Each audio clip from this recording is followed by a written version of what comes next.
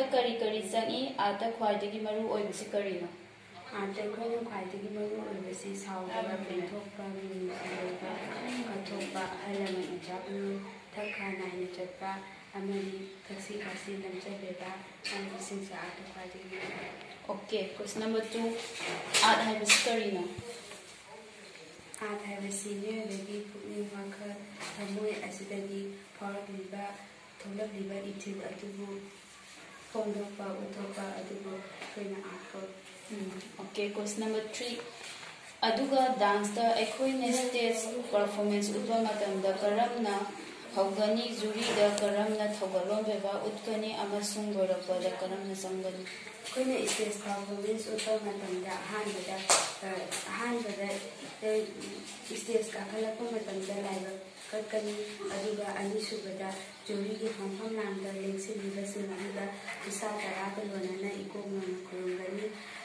तिलमलिबा मियाम अदुगसु इकोमना खुरुंगनी अरबदा stage तगी कुमथबा मतमदा तोंहलगा कुन ओके क्वेश्चन नंबर 4 डांस हाइबसी करिनो डांस हाइबसी इसेगी तंथा चाना इसा लेम ओतुना हक्सांगी फजेरबा खुतेक्सिंग असिना हक्सांगी फजेरबा खुतेक्सिंग असिना आर्ट पुंगोकुना मियाम दा ताखला अदुबु करिना स्क क्वेश्चन नंबर 5 डिसिप्लिन हाइबसी करिनो डिसिप्लिन हाइबसी हौना लेमचा सना कांदा थक्सी खासी नाहनि चटपा अदुबु डिसिप्लिन को ओके क्वेश्चन नंबर 6 करिगुंबा अखोइना इहै अमा हाइगे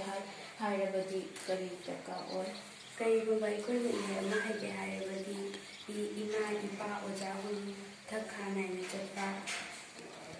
अहलमन दा फजबा थबलो इपा होनबा कंदा हाइबसी क्वेश्चन ओके क्वेश्चन नंबर 7 अरोइबा क्वेश्चन निको इमा इपा ओजा गुरु तौबिमन करमना उतकनी इमा इपा ओजा गुरु बि तौबिमन की पुंसी सिबी सिंबगी लेबना अदुबु मखुइबु बेहनदा ओजा गुरु की हरामदा तौबा हाइबसी असना इमा इपा ओजा गुरु बि तौबिमन उतकनी थैंक यू लाखने लोटना लयू नखने नाक लेतू नंशी आईगी लाखने लोटना लयू नखने नाक लेतू नंशी आईगी